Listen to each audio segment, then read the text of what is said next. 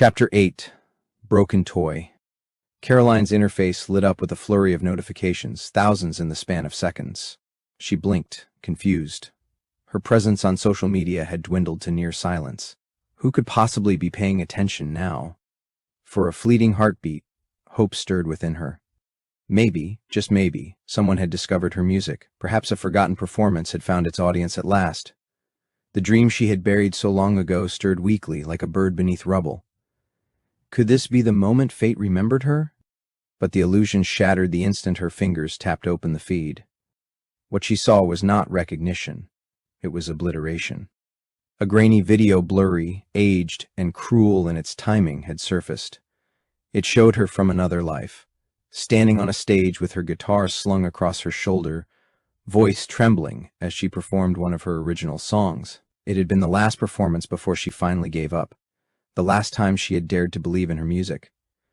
Back then, a handful of comments, 10, maybe 12, had mocked her. Now, it wasn't 10 people. It wasn't 100. It wasn't even 1,000,000. It was everyone. Thread upon thread of ridicule cascaded through the network like a tidal wave of venom. They called her a joke, a glitch, a mistake in the system's design. Some even questioned whether such a defective soul should have ever been rendered at all. The language was brutal, gleefully creative in its cruelty. In a society that had long deadened its senses to originality, their primal ridicule found new inspiration in her failure. She scrolled further, numb. The simulation, anesthetizing though it was, could not dull this particular sensation. Something raw and ancient surged through her, shame, humiliation. And then something darker still, rage. The transformation came suddenly, as it had for Evan, as it had for Christine. She felt the shift, not death, not life, but something else. A liminal space where her soul, long dormant, stirred with unnatural clarity. A connection sparked in her vision. It was unlike the radiant threads Evan had seen with his friends, those glowing filaments of red and blue hope. No, this was different. Black, metallic, dense like molten iron. It boiled and smoked, stretching toward a node far beyond her understanding. There was no name to give it, no face to match it, but if she had known, she might have realized that the person on the other end had been near her all along, not in body, but through systems, whispers, and algorithms, a puppeteer in the shadows. Christine. But Caroline didn't care about the source. She didn't even acknowledge the vision. All that mattered was the fury coursing through her, a primal, creative fire that had never been allowed to burn freely. Had the system not muted her instincts, she might have composed music that moved nations. Instead, she would compose something else. A requiem. Before her shift at the stadium, Caroline returned to her drab apartment, a box of silence perched above the streets. She moved with mechanical precision, opening a concealed locker beneath her bed. Inside, rows of small, identical bottles gleamed like a choir of glass voices waiting to sing. She finally understood why she had kept them. Caroline had never been an academic. Her devotion was to melody, not mathematics. But after her dreams collapsed, she drifted from job to job, cleaning, surveillance, maintenance. It was during one of these stints at a high-security laboratory that she encountered something that awoke a different kind of curiosity. Poison. The lab specialized in toxins, lethal compounds, both real and simulated, developed for testing antidotes and emergency response protocols. Despite the digital nature of their world, pain and death were preserved in all their biological fidelity. The creators of the cloud had insisted fear had to feel real. The scientists, arrogant in their knowledge, had spoken freely around her. She listened, she learned, she researched. And she became fascinated. Not with murder, not yet. But with the idea of something so pure, so absolute, that it could end all things. Sarin, modified, airborne or liquid. 10 bottles, enough to kill a city. One day, she was trusted with its disposal. She had spent years building that trust, carefully maneuvering into the role. The cremation protocols were simple. Record the bottles on camera, then incinerate them. The system never checked their contents. She had practiced the switch hundreds of times in the dead zones of the surveillance grid. 30 seconds. 10 bottles replaced with water-filled replicas.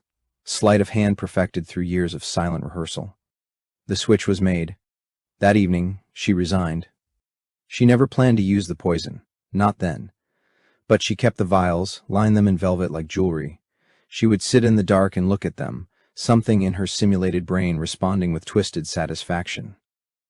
She didn't know why, but her physical, once-living self would have. She arrived at the stadium just past 3 p.m. The air was still. The concert wouldn't begin until 10 that night. Only a few guards lingered at the gates, their routines predictable, their minds dulled by the simulation's loops. She moved freely. Wearing a protective suit acquired through the black market, another long-prepared acquisition, Caroline descended into the maintenance corridors. There, nestled behind rusted pipes and humming generators, she found the water tank for the stadium's sprinkler system. One by one, she unsealed the vials and emptied them into the reservoir. The modified sarin dissolved silently into the water, invisible and patient. She followed every safety protocol she had memorized, shedding her suit with surgical care to avoid any contact. The irony was not lost on her. She was preserving her body just long enough to watch the others fall. She would die too. She knew that, but not before she witnessed their pain. Not before she played her final piece. It was a pity their deaths would be so easily undone. Part of her wished it weren't so. That everyone fated to die that day would stay dead. Permanently. It was a cruel desire, born from a twisted digital consciousness, something that wasn't truly alive, yet somehow stood outside death as well. A fierce, unsettling wish from a singular entity, one in trillions of digital beings inhabiting that synthetic world. She wandered back into the heart of the stadium, the poison quietly circulating through the pipes above. The arena was vast and empty, a cathedral awaiting its congregation. She walked its halls with a strange, serene joy. Then, as if to mark the occasion, she entered the stadium's most expensive restaurant. The waiter sneered, recognizing her uniform. "Cash in advance," he said coldly. Caroline smiled. She had no issue paying the entitled asshole in advance. She offered her best smile, a twisted, malevolent grin that, for a fleeting millisecond, triggered a flicker of inexplicable dread in the simulated neural patterns of the waiter. In that same instant, the connection resurfaced, the one she had felt at the moment she transitioned from a lifeless simulation to something undefined. But it was too brief for either Caroline or the waiter to consciously register. It came and went like a static pulse in a sea of code. She dined like royalty on what would be her last meal. Each bite was savored, not for taste, but for symbolism. This was not nourishment, it was ceremony, a prelude to the final act.